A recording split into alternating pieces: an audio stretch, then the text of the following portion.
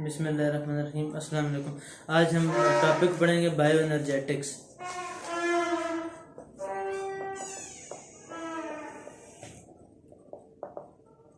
तो bio energetics ये होता है कि हम इसमें एनर्जी की चेंजेस को डिस्कस करते हैं कि एनर्जी किस तरीके से चेंज हो रही है, एनर्जी की ट्रांसफ़र वगैरह एक जगह से दूसरी जगह। क्योंकि एनर्जेटिक्स में हम एनर्जी के बारे में चेक करते हैं, और बायो में हम बायो का मतलब होता है लाइफ, तो यानी लिविंग ऑर्गेनिजम्स में और प्लांट्स वगैरह में और लिविंग ऑर्गेनिज्म में।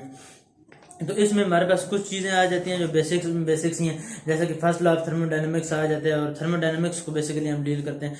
फर्स्ट लॉ ऑफ थर्मोडायनेमिक्स और second law of thermodynamics. First law of thermodynamics क्या कहता है कि एनर्जी जो होती है वो कैन नेवर बी क्रिएटेड और नॉट डिस्ट्रॉयड, यानी एनर्जी ना क्रिएट होगी और ना डिस्ट्रॉय होगी, लेकिन एक फॉर्म से दूसरी फॉर्म में ट्रांसफर हो सकती है। और दूसरा लॉ ऑफ थर्मोडायनेमिक्स ये हमें कहता है कि जो एंट्रोपी है वो हमेशा इंक्रीज करेगी, यानी एंट्रोपी कहा जाता है रैंडमनेस को, यानी डिसऑर्डरनेस को। यानी एंट्रोपी हम जिधर भी देखें तो तकरीबन बढ़ ही रही है। जब फर्ज करें कोई बर्फ का टुकड़ा किसी जगह पर पड़ा है तो उसकी भी एंट्रोपी बढ़ रही है, वो हर वक्त बर्फ का टुकड़ा पिघल के पानी में कन्वर्ट हो जाएगा, तो ये भी डिसऑर्डरनेस इंक्रीज हो रही है। उसके बाद आ जाती है इसमें गिब्स फ्री एनर्जी के बारे में आ जाती है। तो गिब्स फ्री एनर्जी ये होती है कि del G is equal to del H minus T del S. तो जब गिब्स फ्री एनर्जी ये होती है, एक्चुअल फ्री एनर्जी जो होती है जो काम करने के लिए होती है। उसके बाद जो गिब्स फ्री एनर्जी अगर नेगेटिव होगी तो इसका मतलब है कि वो रिएक्शन स्पॉन्टेनियस है, वो रिएक्शन प्रोसीड करेगा। जब गिब्स फ्री एनर्जी जब ये वाली चीज नेगेटिव होगी तो जाहिर बात है टेम्परेचर तो कांस्टेंट होता है, और डेल एच भी मोस्टली पॉजिटिव में ही होती है। तो डेल एस एंट्रोपी जितनी ज्यादा होगी पॉजिटिव होगी, तो ये वाली जो चीज होगी जितनी ज्यादा पॉजिटिव होगी तो ये वाली चीज वैल्यू बड़ी होगी, तो ऑटोमेटिकली ये वाली जब वैल्यू ज़्यादा बड़ी होगी तो तब ये वाला गिब्स फ्री एनर्जी नेगेटिव होगी। और ये वाली अगर वैल्यू कम हुई इससे, ये वाली वैल्यू अगर ये इसे एंथैल्पी चेंज कहा जाता है, हीट ऑफ एंथैल्पी, और ये टेम्परेचर और ये एंट्रोपी चेंज है। अगर ये वाली वैल्यू ज़्यादा हुई इससे तो जाहिर बात है ये वाली वैल्यू तब भी नेगेटिव होगी। तो मैं मोस्टली ये वाली चीज़ ज़्यादा नेगेटिव होनी चाहिए, ये वाली चीज़ बड़ी होनी चाहिए इससे। डेल एच अगर बात करें तो टी डेल एस जो होगा ये बड़ा होना चाहिए, तो तब जाकर डेल जी नेगेटिव होगी। अगर हीट ऑफ एंथैल्पी बढ़ जाए टी तो फिर वो रिएक्शन, अगर हीट ऑफ एंथैल्पी जो है ये वाली चीज अगर बड़ी हुई और ये वाली चीज कम हुई तो ये वाली पॉजिटिव आएगी। और डेल जी जब पॉजिटिव होती है तो रिएक्शन नॉन स्पॉन्टेनियस होता है, वो रिएक्शन अकर नहीं होता। और जब गिब्स फ्री एनर्जी नेगेटिव होती है तो वो रिएक्शन स्पॉन्टेनियस होता है और वो अकर होता है। और ये तो होगी बात गिब्स फ्री एनर्जी की। अब आ जाते हैं डेल एच की। डेल एच कब नेगेटिव होगा? ये वाला हमने कहा था कि ये वाली जो होती है डेल एच ये होती है हीट ऑफ एंथैल्पी, ये तब नेगेटिव, इसे कहा जाता है heat content of the product. और हीट कंटेंट इसे कहा जाता है, रिएक्टेंट और प्रोडक्ट्स की इसे हीट कंटेंट कहा जाता है। जब डेल एच नेगेटिव होगा तो हीट कंटेंट जो प्रोडक्ट का होगा वो कम होगा, और डेल एच जब पॉजिटिव होगा तो वो एंडोथर्मिक रिएक्शन होगा। यानी अगर हम बात करें एंडोथर्मिक और एक्सोथर्मिक रिएक्शन की जो केस में आ जाते हैं, तो एंडोथर्मिक रिएक्शन वो होते हैं जिनमें हमें एनर्जी देनी पड़ती है। एंडोथर्मिक रिएक्शन उसमें कहा जाता है जिसमें हमें एनर्जी देनी पड़ती है, एनर्जी इधर देते हैं और प्रोडक्ट फिर आगे प्रोडक्ट बन जाता है। और ये होती है एंडोथर्मिक रिएक्शन जिसमें हम एनर्जी दे रहते हैं। तो एंडोथर्मिक में क्या होता है, मोस्टली एंडोथर्मिक रिएक्शन में होते हैं जो कि नॉन स्पॉन्टेनियस होते हैं, जिनको जो खुद ब खुद नहीं अकर होते हैं, जिनको हमने एनर्जी देनी पड़ती है। इसे एंडोथर्मिक भी कहा जाता है, एंडोथर्मिक रिएक्शन। और इसमें एनर्जी हम खुद देते हैं, और रिएक्टेंट की एनर्जी सारी बातें कम होती है और प्रोडक्ट की ज़्यादा होती है, और इसमें हम एनर्जी खुद देते हैं। और उसके बाद अगर देखा जाए एंडोथर्मिक में और क्या चीज़ आ जाती है कि डेल एच जो होता है वो नेगेटिव, डेल एच जो होता है वो पॉजिटिव होते हैं। तो डेल एच जो होगा वो पॉजिटिव, जैसे हमने बात की थी कि del E H G del H minus T del S. तो ये जब पॉजिटिव होगा तो ये वाली, यानी हम ये कहना चाह रहे हैं कि ये वाली वैल्यू बड़ी होगी। जाहिर बात है ये वाली वैल्यू बड़ी होगी तो ये डेल जी पॉजिटिव आ जाएगा, और डेल जी जब पॉजिटिव आएगा तो वो रिएक्शन एंडोथर्मिक होगा और नॉन स्पॉन्टेनियस होगा। तो ये बात होगी। उसके बाद आ गई है एंट्रोपी एक्सोथर्मिक रिएक्शन की। एक्सोथर्मिक में क्या होगा कि जो डेल एच होगा वो सारी बात है नेगेटिव होगा, एक्सोथर्मिक रिएक्शन में, और जो एनर्जी होगी वो रिलीज होगी एक्सोथर्मिक में। रिएक्टेंट की एनर्जी जो होगी वो ज्यादा होगी, प्रोडक्ट की एनर्जी कम होगी, और इस जगह पे एनर्जी हमें रिलीज हो जाएगी। इसे कहा जाता है एक्सोथर्मिक रिएक्शन। एक्सोथर्मिक रिएक्शन होता है ये जिसमें एनर्जी रिलीज होती है, और ये स्पॉन्टेनियस होता है क्योंकि हमने एनर्जी देनी नहीं पड़ती, रिएक्शन खुद ब खुद हो जाता है। और इसकी एग्जांपल जो होती है, यानी फर्ज करें अगर स्पॉन्टेनियस की बात करें, यानी जो खुद ब खुद हो रहे हैं, तो वाटर अगर ऊपर से नीचे आ रहा है खुद ब खुद आ रहा है, लेकिन जब हमने नीचे से ऊपर वाटर को लेकर जाना होगा तो हमने एनर्जी देनी पड़ेगी। इस तरह जो रिएक्शन खुद बर्फ है वो पिघल रही है तो पानी में कन्वर्ट हो रही है, एनर्जी रिलीज हो रही है, तो ये आ जाता है। उसके बाद आ जाता है एक्टिवेशन एनर्जी का कॉन्सेप्ट। एक्टिवेशन एनर्जी जो होती है वो रिएक्शन को, ये एक्टिवेशन एनर्जी जो होती है ये इज लेस, जब होगी तो लेस रिक्वायरमेंट ऑफ एनर्जी। जब एक्टिवेशन एनर्जी ये होती है बेसिकली कि ये अगर हम बात करें इधर से लेकर ये रिएक्टेंट है और ये खास कर प्रोडक्ट है, तो ये होगी जो है ये एक्टिवेशन एनर्जी, यानी ये अगर जितनी ज्यादा होगी तो हमें उतनी ज्यादा एनर्जी चाहिए होगी ताकि इस बैरियर को क्रॉस करके रिएक्टेंट जो है वो प्रोडक्ट में कन्वर्ट हो सके। तो एक्टिवेशन एनर्जी जब कम होगी तो रिएक्शन सारी बात है फिर जल्दी हो जाएगा। एक्टिवेशन एनर्जी जब कम होगी तो अब इसमें एक्टिवेशन एनर्जी कम है और इसमें एक्टिवेशन एनर्जी इधर से लेकर उधर तक ज्यादा फासला है, तो इससे ज्यादा एनर्जी देनी पड़ेगी, तो तब जाके ये इस बैरियर को क्रॉस करेगा। और इसमें हमें एक्टिवेशन एनर्जी इसमें कम है तो हमें कम एनर्जी देनी पड़ेगी, तो रिएक्टेंट जो है वो प्रोडक्ट में कन्वर्ट हो जाएंगे। यानी एक्टिवेशन एनर्जी बेसिकली जितनी कम होगी तो हमें उतना कम एनर्जी रिक्वायरमेंट होगी, तो हम वो रिएक्शन को प्रोसीड करवाने के लिए, यानी रिएक्टेंट के जो मॉलिक्यूल्स हैं आपस में कोलाइड करके, तो अगर गैसेस की जैसे बात की, यानी कोलिजन होगी मॉलिक्यूल्स की आपस में, तो वो आगे काइनेटिक एनर्जी उनकी बढ़ जाएगी, तो वो ये बैरियर क्रॉस कर लेंगे। जैसे कि हमने टेम्परेचर में आपको पता होगा टेम्परेचर बढ़ाएंगे तो एक्टिव उसके पास एनर्जी बढ़ेगी तो वो ये बैरियर क्रॉस कर जाएगा फिर, तो इसमें ये एक्टिवेशन एनर्जी आ जाती है। उसके बाद आ जाती है एटीपी जो होता है ये एनर्जी का मॉलिक्यूल होता है एटीपी। एटीपी से काम क्या होता है, एडेनोसिन ट्राइफॉस्फेट इसे कहा जाता है। और ये एटीपी जब एटीपी टूटता है एडीपी में कन्वर्ट जब होता है एडीपी में और फास्फेट में, इनऑर्गेनिक फास्फेट में 7.3 किलो कैलोरीज मोल जो एनर्जी होती है वो रिलीज होती है। तो ये एनर्जी रिलीज हुई है, इसका मतलब ये क्या है, ये एक्सोथर्मिक रिएक्शन है। और एटीपी का जो स्ट्रक्चर है वो इस तरीके से होता है, पी यानी एक फास्फेट लगे होते हैं, और ये वाले जो बॉन्ड होता है ये टिल्ड बनना होता है, एक फास्फोरस का दूसरे ऑक्सीजन के साथ, क्योंकि ये tilde bond high energy bond इसे कहा जाता है, क्योंकि ये जब टूटता है तो एनर्जी रिलीज होती है। ये 3 फास्फेट है, जब डाइफॉस्फेट की बात होगी तो ये एटीपी का स्ट्रक्चर है। जब एटीपी को बनाएंगे तो एक फास्फेट इधर से निकाल देंगे, भारत इस साइड पे CH2 आ जाता है, और फिर ये एक राइबोज शुगर है, इधर एक OH इस जगह पर आ जाता है, इधर H है, इधर भी H है और एक OH इधर है, और ये फिर एडेनिन बेस आ जाती है।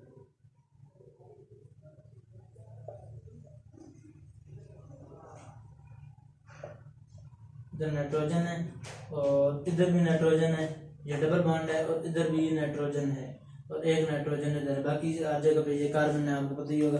ये अब एटीपी का स्ट्रक्चर है। एटीपी का काम क्या होता है कि ये मैकेनिकल वर्क करती है, केमिकल वर्क करती है और ट्रांसपोर्ट का काम करती है, यानी एनर्जी, क्योंकि जारी बात है ये एनर्जी प्रोवाइड करती है। इसका मेन फंक्शन ये होता है। इसको बनाने के 2 तरीके हैं, एक हमारे पास सबस्ट्रेट लेवल फॉस्फोरिलेशन होती है, और एक हमारे पास इसका जो दूसरा मेथड है वो होता है कीमियो ऑस्मोसिस, उससे एटीपी जनरेट होती है। एटीपी अब जो होता है सबस्ट्रेट लेवल फॉस्फोरिलेशन, उसमें क्या होती है, एटीपी को यानी ग्लाइकोलाइसिस और क्रेब्स साइकिल से एटीपी की जो सिंथेसिस है वो सबस्ट्रेट लेवल फॉस्फोरिलेशन आती है।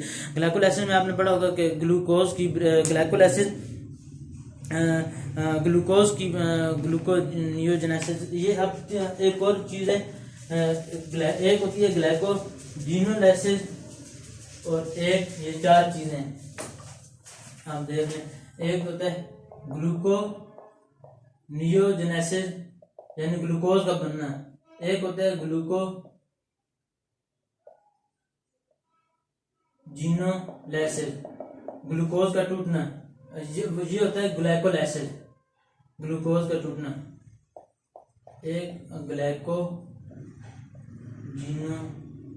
ग्लाइकोजिनोलाइसिस यानी ये होता है ग्लाइकोजन का टूटना, और एक होता है ग्लाइकोजिनोलाइसिस ग्लाइकोजेनेसिस, ग्लाइकोजेनेसिस, ग्लाइकोजेनेसिस, ये जो है ये ग्लाइकोजेनेसिस यानी ग्लाइकोजन का बनना, ग्लाइकोजिनोलाइसिस यानी ग्लाइकोजिनोलाइसिस, ग्लाइकोजन इधर तक आ गया यानी ग्लाइकोजन का टूटना, ये है ग्लूकोनियोजेनेसिस ग्लूकोज का बनना, और ये है ग्लाइकोलाइसिस ग्लूकोज का टूटना। तो हम इसकी बात करें ग्लूकोज के टूटने की। जब ग्लूकोज टूटते हैं तो एनर्जी हमारे पास रिलीज होती है और वो आ जाती है सबस्ट्रेट लेवल फॉस्फोराइलेशन में। और दूसरी चीज आ जाती है क्रेब्स साइकिल। तो क्रेब्स साइकिल आपको याद करने का बहुत ही आसान तरीका बताता हूँ। ये क्रेब्स साइकिल आपने पढ़ा होगा, ये 9th क्लास में भी है, बायोएनर्जेटिक्स में, बायोकेमिस्ट्री में बहुत ज्यादा डिस्कस किया जाता है। जो होता है क्रेब्स साइकिल, क्रेब्स साइकिल में ये होता है एक तो इधर से जो मेन प्रोडक्ट होते हैं एसिटाइल CoA वगैरह डाला जाता है, लेकिन मैं फिलहाल इधर से बात करूँ यानी साइकिल याद करने के तरीके। 6FMO यानी सिट्रेट आ जाता है इस साइड में सिट्रेट, इस साइड पे आइसोसिट्रेट और फिर अल्फा कीटो ग्लूटारेट, फिर सक्सिनाइल CoA,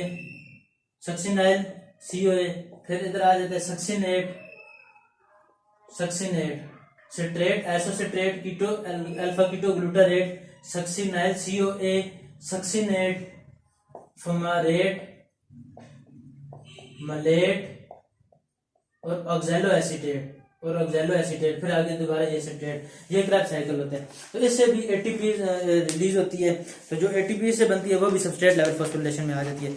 अब दूसरा हमारे पास आ जाता है कि उसके बाद दूसरा हमारे पास आ जाता है कीमियोऑस्मोसिस। तो कीमियोऑस्मोसिस में ये होता है कि ATP is found by the movement of hydrogen across hydrogen positive gradient, यानी एटीपी बनती है हाइड्रोजन की मूवमेंट से।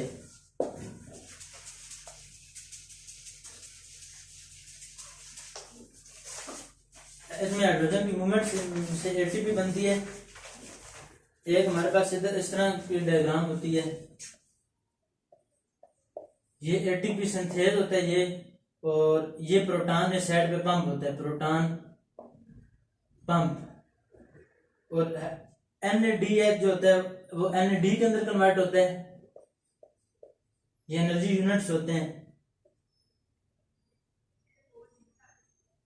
Carriers energy units. तो ये हाइड्रोजन पॉजिटिव इस साइड पे हाइड्रोजन पॉजिटिव की जो कंसंट्रेशन में ज्यादा है, हाइड्रोजन इधर ज्यादा मिकदार में, तो इस साइड पे लो कंसंट्रेशन होती है हाइड्रोजन पॉजिटिव की, और एटीपी इस साइड पे एटीपी के अंदर कन्वर्ट हो रहा होता है। इससे भी एक कीमियोऑस्मोसिस पार्ट है, तो कीमियोऑस्मोसिस में भी एटीपी बनता है। हमने पढ़ा कि पहला जो है वो सबस्ट्रेट लेवल फॉस्फोरिलेशन और दूसरी जो है कीमियोऑस्मोसिस है। तो कीमियोऑस्मोसिस में क्या होता है कि हाइड्रोजन पॉजिटिव प्रोटॉन पंप के थ्रू इस जगह इस साइड पे चले जाते हैं, और एटीपी सिंथेज के जरिए से ये इसकी जो हाई लेवल कंसंट्रेशन होती है हाइड्रोजन पॉजिटिव वो इधर मूव कर जाती है और एटीपी बनता है।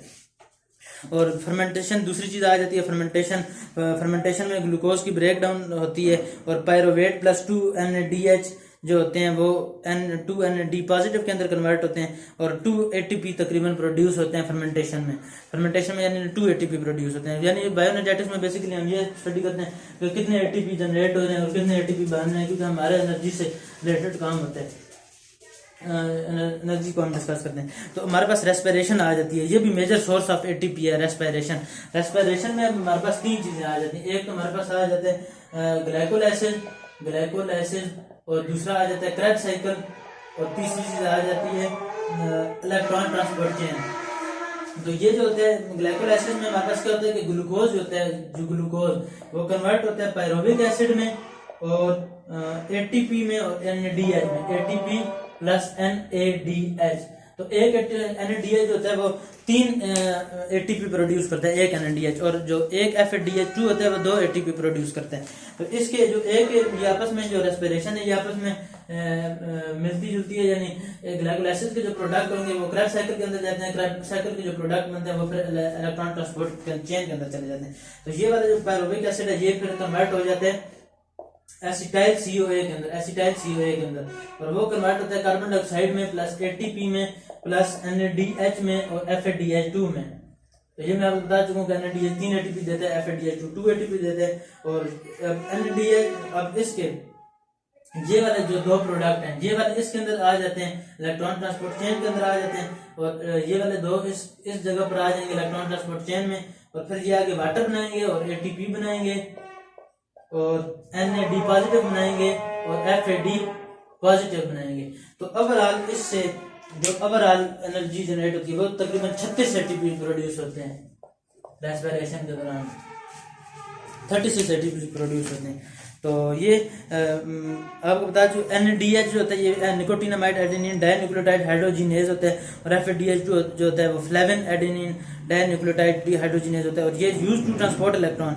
ये जो FADH2 होता है ये इलेक्ट्रॉन को ट्रांसपोर्ट करता है, ये एनर्जी कैरियर होता है, इलेक्ट्रॉन ट्रांसपोर्ट कैरियर, यानी ये इलेक्ट्रॉन को एक जगह से दूसरी जगह पर लेकर जाता है। फोटोसिंथेसिस में हमारे पास डार्क रिएक्शन में 18 ATP चाहिए होते हैं और 12 NADPH चाहिए होते हैं फोटोसिंथेसिस में, क्योंकि फोटोसिंथेसिस में हमें पता है दो रिएक्शन होते हैं, एक डार्क रिएक्शन होते हैं, एक लाइट रिएक्शन होते हैं। जो डार्क रिएक्शन होते हैं उसे केल्विन साइकिल भी कहा जाता है डार्क रिएक्शन को। तो इसमें तकरीबन जो डार्क रिएक्शन होता है उसमें क्या होता है कि कार्बन डाइऑक्साइड जो होती है वो कन्वर्ट हो रही होती है कार्बोहाइड्रेट्स में, यानी ग्लूकोज के अंदर कन्वर्ट हो रही होती है, और इसमें 18 ATP चाहिए होते हैं, 18 ATP चाहिए होते हैं, रिक्वायर होते हैं, और 12 NADPH चाहिए होते हैं।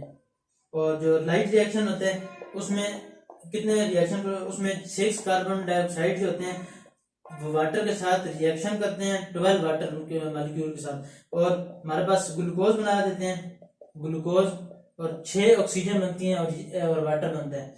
तो ये हमारे पास लाइट रिएक्शन फोटोसिंथेसिस का जो रिएक्शन होता है carbon dioxide plus water glucose और ऑक्सीजन और वाटर बना देते हैं। तो NADP इसमें क्या होता है कि 6 NADP पॉजिटिव रिएक्ट करते हैं, और 9 जो ADP पॉजिटिव जो होते हैं वो क्या करते हैं 9 ATP प्रोड्यूस करते हैं, 9 ATP और 6 NADPH प्रोड्यूस करते हैं, 6 NADPH प्रोड्यूस करते हैं। तो ये आपको बस बायोएनर्जेटिक्स का आपको कंसेप्ट समझ आ गया होगा कि इसमें एनर्जी के रिलेटेड हम डील करते हैं, और ATP हमने फिर पढ़ी, फिर हमने फॉस्फोरिलेशन सबस्ट्रेट लेवल फॉस्फोरिलेशन और कीमियोस्मोसिस पढ़ा, फिर हमने बात की कि NADH और FADH के बारे से बात की कि सेलुलर रेस्पिरेशन में 3 स्टेप्स आ जाते हैं, ग्लाइकोलाइसिस, क्रेब्स साइकिल, और तीसरा स्टेप हमारे पास जो था इलेक्ट्रॉन ट्रांसपोर्ट चेन आ जाती है, तो और उसमें तकरीबन 36 ATP प्रोड्यूस होते हैं।